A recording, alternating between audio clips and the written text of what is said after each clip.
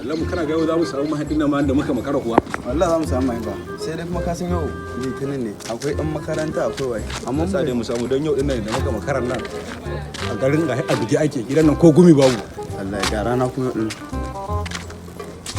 Ga wani mai wayan can ba. A to alhamdulillah Musa. Iro mana gidan nan. Iro mana. Tafiya ne. Ga mai wayan nan zuwa. Da sa'ar muka. Wala mun zuwa da sa'a. A yau din nan ba. Allah ko.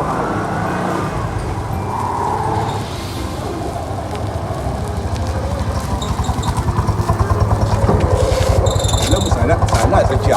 Saboda garar gali. Allah ku yi. nawa za ka kai mu garar gali? Allah ku yi. A ka faɗa mana kai da abinka. Ba da riba ku. Mu je ciniki ya faɗa. Yawa ga oman na ba. Bari mu fara ka kaga faɗowa da kai ka faɗo goran kowa. Alhamdulillah. To, Allah mu shigo mu je. Yawa na yi gona Kai subhanallahi. Kallamu. na'am Ina ne na kawo makabarta.